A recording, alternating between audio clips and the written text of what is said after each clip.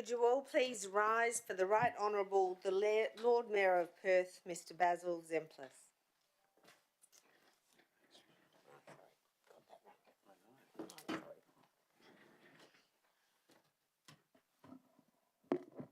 Good afternoon, everybody, and thank you for being here. Welcome to the City of Perth April 2023 Ordinary Council meeting. I'm going to declare the meeting open at exactly 5 p.m. I respectfully acknowledge the traditional owners of the land upon which we meet, the Whadjuk Noongar people of Western Australia, and pay my respects to elders past, present and emerging. It is a privilege to be standing on Whadjuk Noongar land. Michelle, can I ask you please to recite the prayer? Almighty God, under whose providence we hold responsibility for this city, grant us wisdom to understand its present needs, foresight to anticipate its future growth, and grace to serve our fellow citizens with integrity and selfless devotion. And to thee be all blessing and glory forever. Amen. Amen. Thank you, everybody. Please be seated.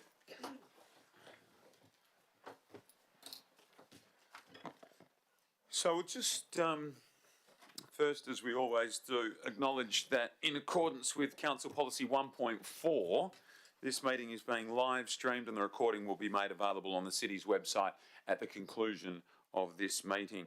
We'll go through the attendance now. We have a couple of absentees today.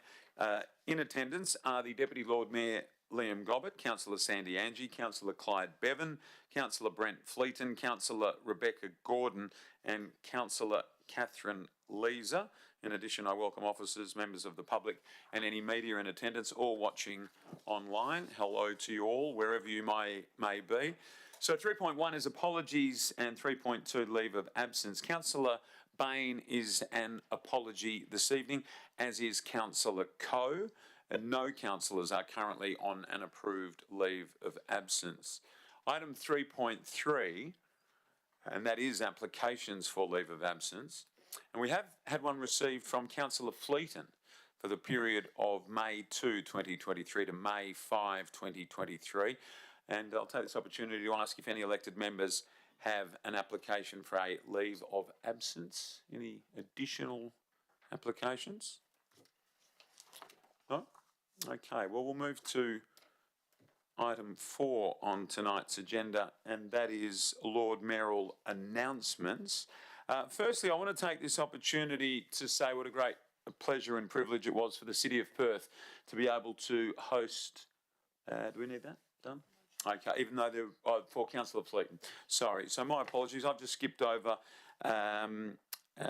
somebody moving a motion to approve the leave of absence application. Thanks, Councillor Gordon. Seconded, Councillor Bevan. Everyone in favour? Thank you. So announcements, thank you. Thanks for clarifying. Firstly, to yesterday's Anzac Day service, and obviously the first opportunity for the city and indeed everyone around Western Australia to be able to fully participate in Anzac Day commemorations since COVID. It was a huge privilege to be able to represent the City of Perth at the dawn service at Kings Park. It was a beautiful service, and I was able to lay a wreath on behalf of the people of the City of Perth. It was also a huge privilege for the city to be able to host and support the Anzac Day parade, and as I mentioned, the first for 3 years.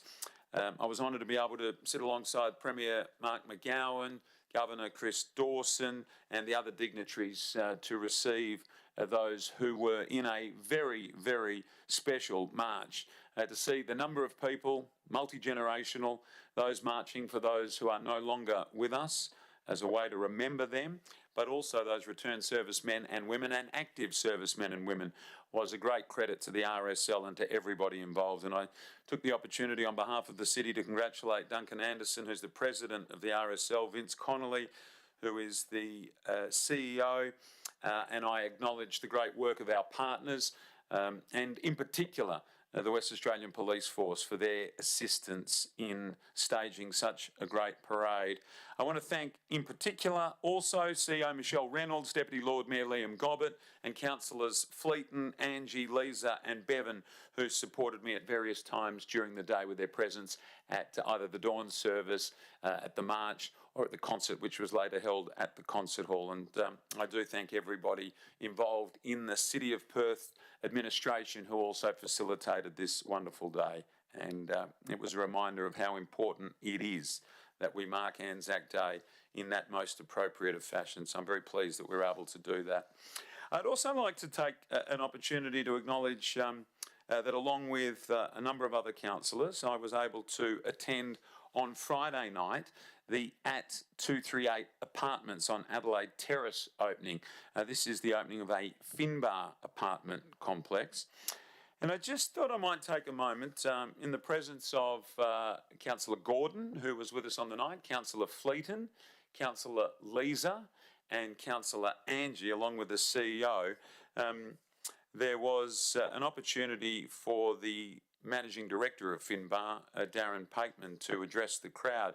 And I wanted to take an opportunity just to highlight some of the comments that he made publicly to the crowd that were present, a crowd of about 150, some who were involved on the project, others who were preparing to move into the complex, and some others who were associated in other ways.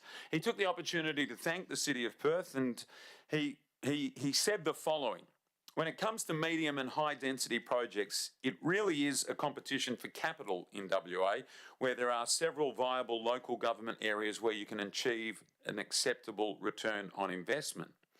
Our capital gravitates to areas where there is the least friction, resistance, and the highest level of professional and efficient planning and processing and support. The City of Perth is always our preferred local government development area for this reason. I hope this shows when, as at today's count, this project marks our completion of a total of 3,465 apartments in the City of Perth since acquiring our first development site in the city block, the old Freemason site, back in 2001. And we still have another 344 apartments planned with our Garden Towers project on Plain Street.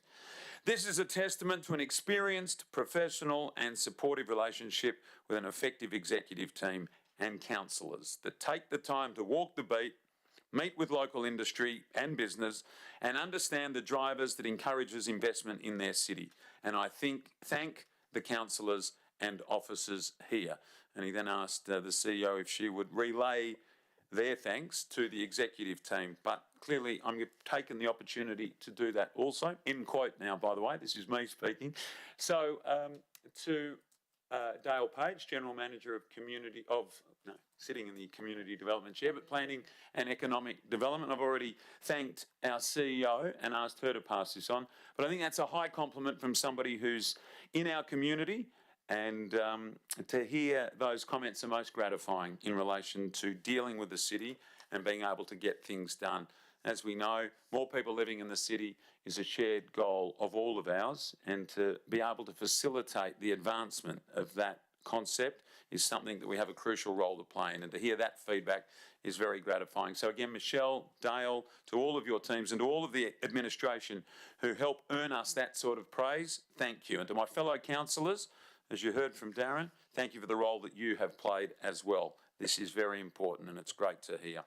Just finally, a significant announcement last week, which I have been able to share, and it has received a good deal of publicity, but I was able to join state government representatives last week for the announcement of a significant step towards a primary school being located in East Perth. I joined Education Minister Tony Booty, Planning Minister Rita Saffioti, and Lands Minister and Member for Perth John Carey for an announcement which effectively has identified a preferred site for the primary school to be located within the East Perth area.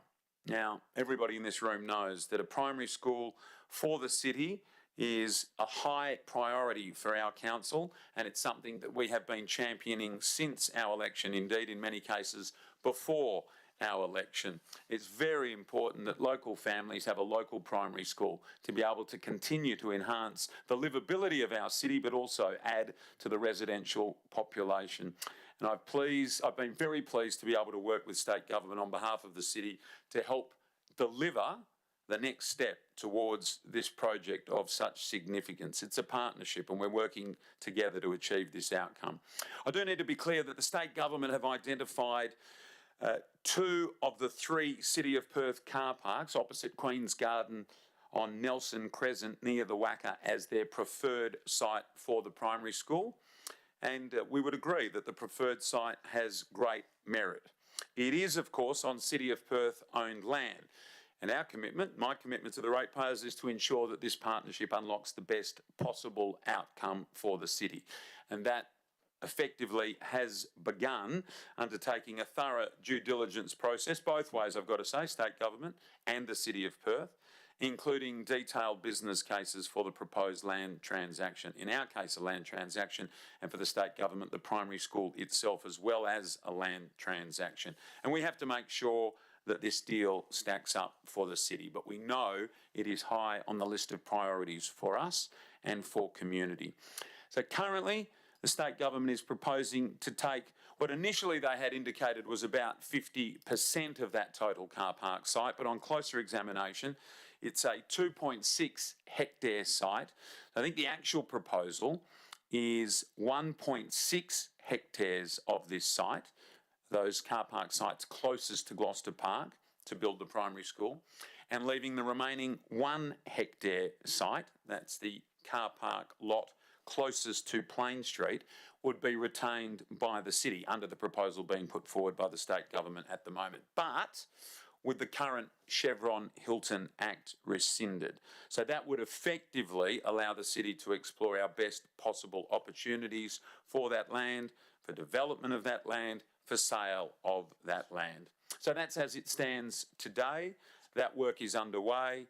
We reiterate, though, of course, that we're delighted to be working with state government to help deliver a much-needed primary school for East Perth. It is an objective that we all share enthusiasm for.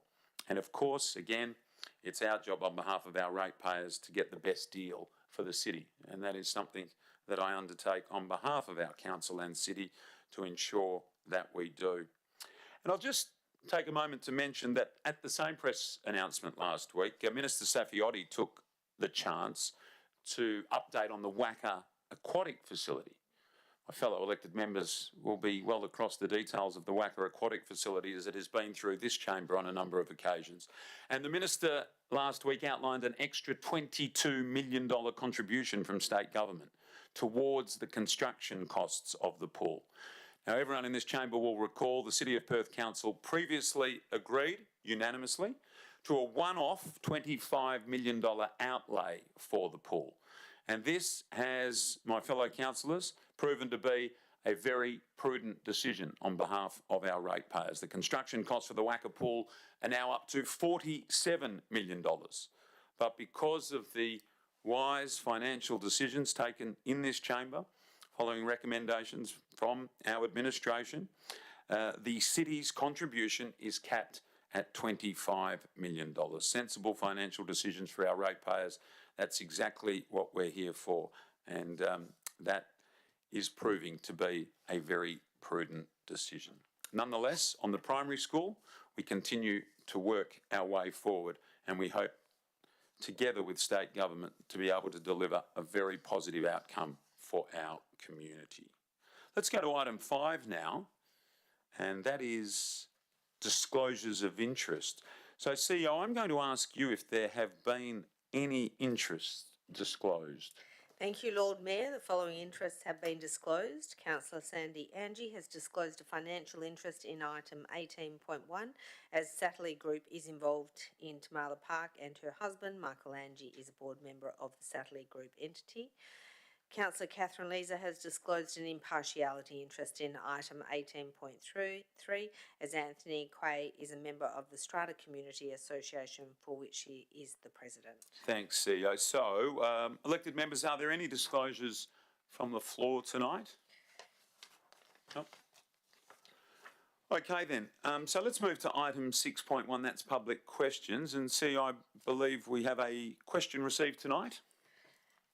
Yes, Lord Mayor, a question has been received from D. Williams in relation to matters not on the agenda. Thank you, CEO. D, welcome. Just before you step forward, I'll just remind everybody before we commence public question time that there is a total 15 minutes allocated for public question time. I think there's only one tonight, so we're not going to need to worry about that. Question time is available for asking questions. It's not for making statements or expressing personal opinions. And in addition, no discussion of the questions or answers is to take place.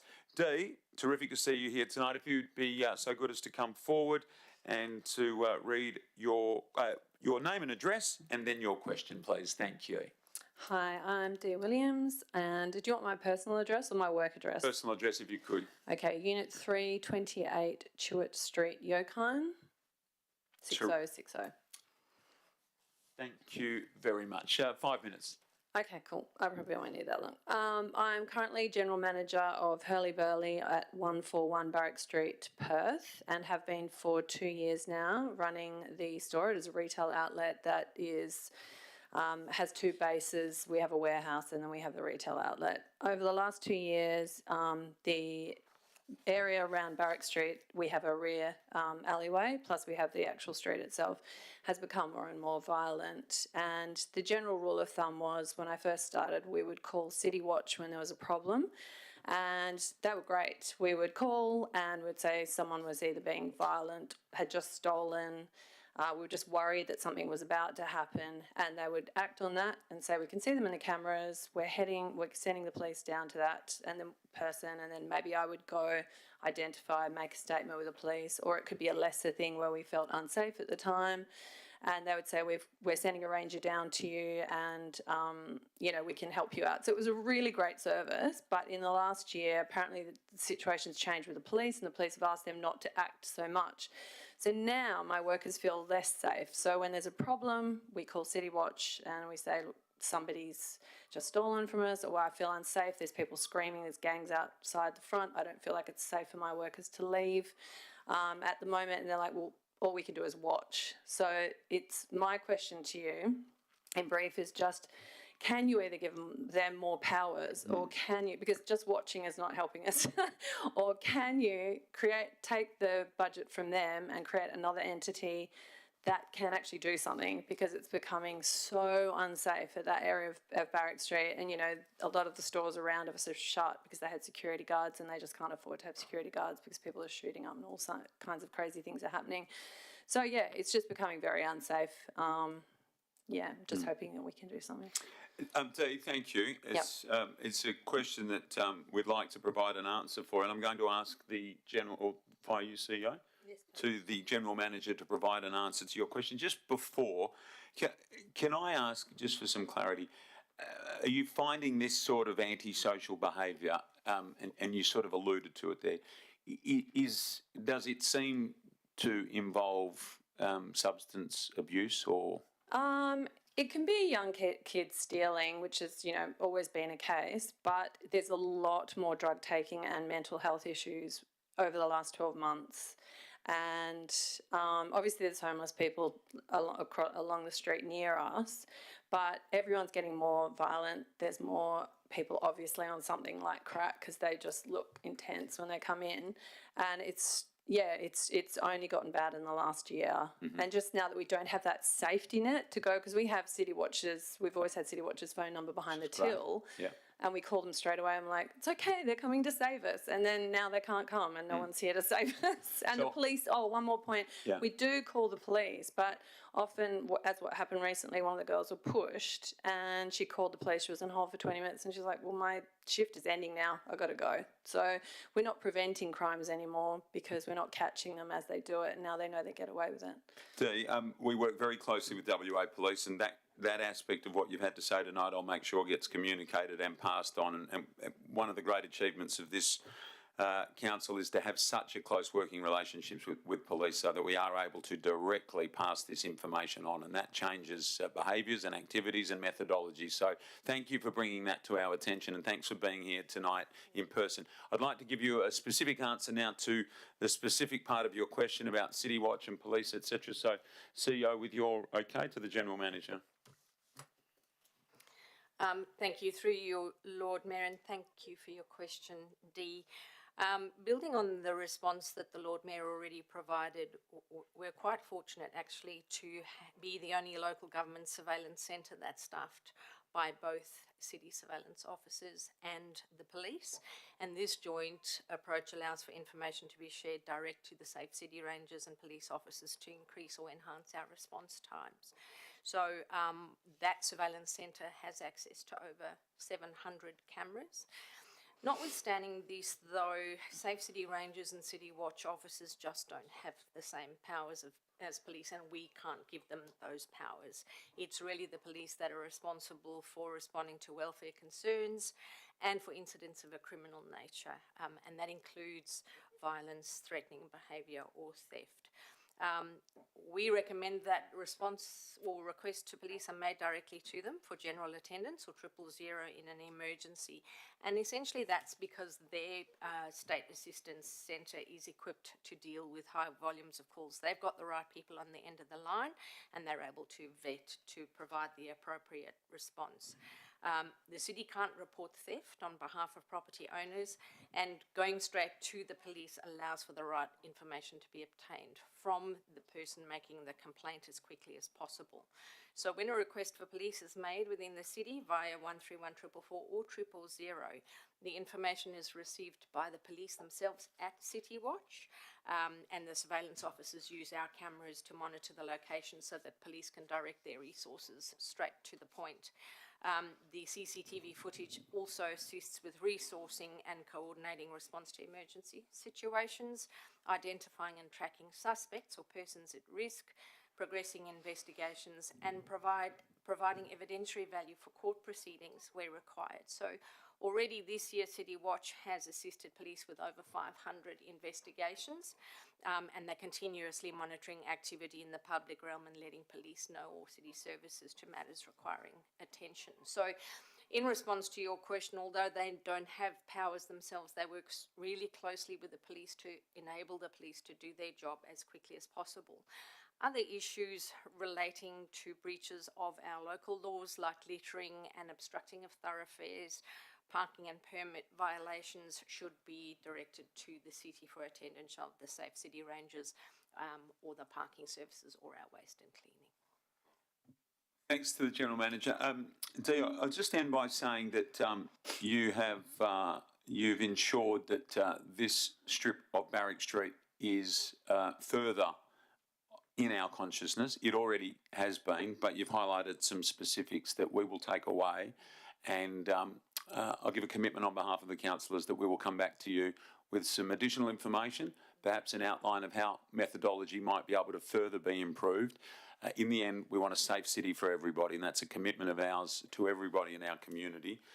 It's not always easy. You've identified some of the issues, and I think many in our community are well aware of some of those issues that are difficult to counter. However, that doesn't mean that we don't have the stomach for the fight. We do, and I'll give you an undertaking that we'll circle back to you very soon. Thank you. Thanks a lot for being here. It's really important. Thank you. Thank you. So with that, everybody, we'll move to item 7 on tonight's agenda. And I'm going to ask if somebody could move a motion to confirm the minutes of the ordinary council meeting held on the 28th of March 2023 as a true and accurate record. Thanks, Councillor Bevan, and seconded by Councillor Leeser. Do any members oppose this motion? It being unopposed, I'll declare it carried unanimously. Item 8 is questions by members which due notice has been given. We don't have any tonight. 9 is correspondence, ditto. 10, petitions. No petitions have been received. So we move to reports. Now, before we move on to the reports, the following items have been identified to be moved en bloc. They are 14.1, monthly financial statements for February 2023. 14.2, schedule of accounts paid for February 2023. 15.1, City of Perth inquiry recommendations, quarterly progress update Q3, 1st of January to the 31st of March 2023. Do any elected members wish to extract any of those items I've just listed from en bloc? Nope.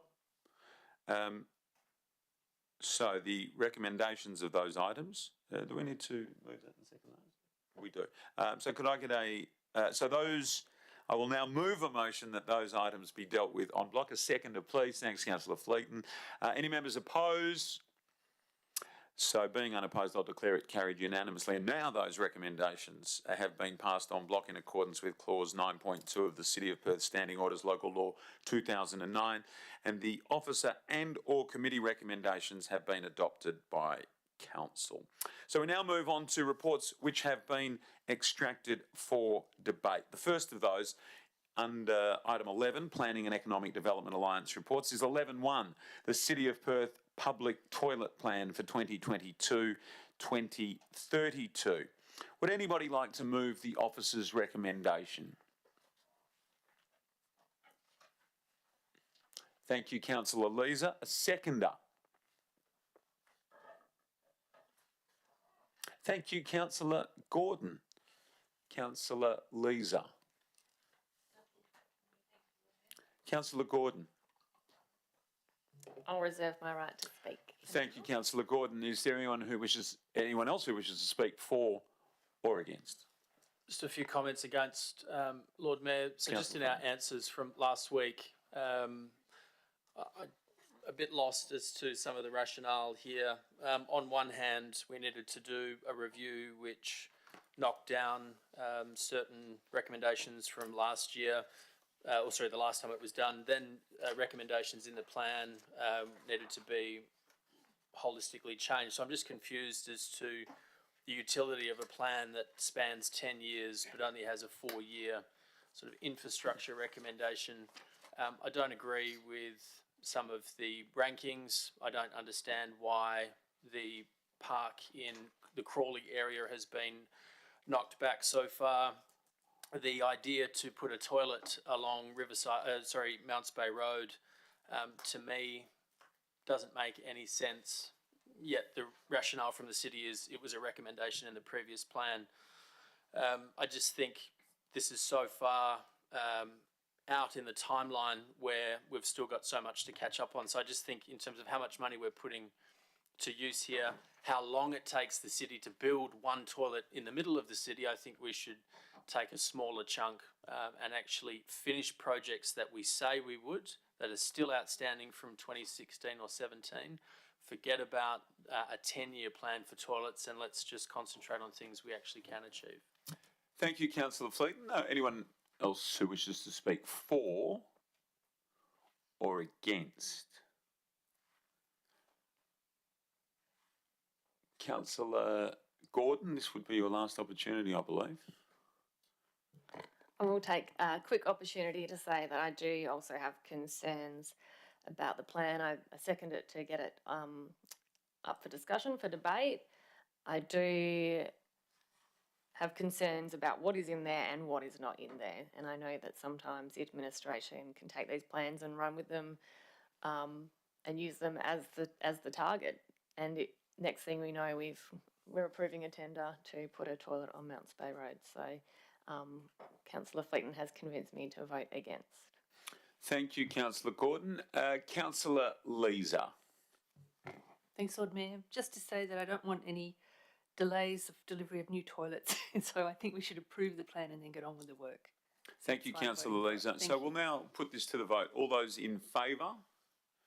That's Councillor Leeser, Councillor Angie, the Deputy Lord Mayor, the Lord Mayor, Councillor Bevan, and those against is Councillor Gordon and Councillor Fleeton, with 2 people absent tonight. That's passed 5-2. Thank you, Councillor Gordon, for checking the maths on the run. Never been my strong point. Never been my strong point. We move to item 12, Community Developments Alliance reports. There aren't any tonight. 13 is Infrastructure and Operations Alliance and Commercial Services Alliance reports. And 13.1, the Ozone Reserve Pump Station Electrical Controls Renewal Additional Budget Request. Would anyone like to move the officer's recommendation? Thanks, Councillor Leeser. Happy to second. And Deputy Lord Mayor, the seconder. Councillor Leeser? Thanks, Lord Mayor. I think it's pretty self-explanatory. I think everyone understands that things have gone over a little bit on budget recently, and we have to finish it. So I don't see it being very controversial. Thank you. Thanks, Councillor Leeser. DLM? I reserve my right, thanks. Certainly DLM. Anyone who wishes to speak for or against? DLM coming back your way. Last chance, it's all got to go. Councillor Leeser, let's put this one to the vote. All those in favour? And that's carried unanimously. Thank you. 14 is the Corporate Services Alliance reports. The 14.1 monthly financial statements for February 2023 has been carried on block. 14.2, schedule of accounts paid February 2023, also on block. 14.3, the corporate business plan for 2022-23 to 2025-26 progress report 3 is extracted for debate tonight.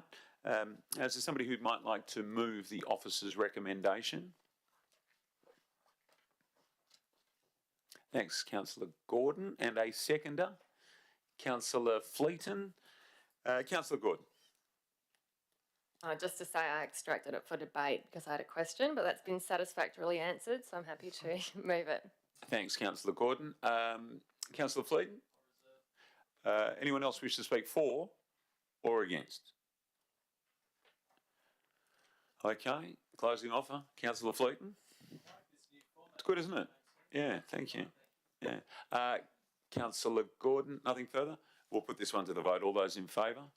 And this has been carried unanimously. Thanks, everybody. 15 is the Chief Executive Officer reports. 15.1 is the City of Perth inquiry recommendations, the quarterly progress update Q3, 1 January to 31 March 2023 on block. 16, committee reports. We don't have any tonight. 17, motions of which notice has been given. There are no notice of motions received. 18, matters for which the meeting may be closed. So, matters for which the meeting may be closed will now move behind closed doors to consider confidential items 18.1, 18.2 and 18.3 in accordance with sections 5.232A and 5.232E of the Local Government Act 1995. The live stream will be paused. I'm going to move a motion to close the meeting to the public. Anyone object? So I will now ask that the public gallery vacate the chamber. I think that's happened.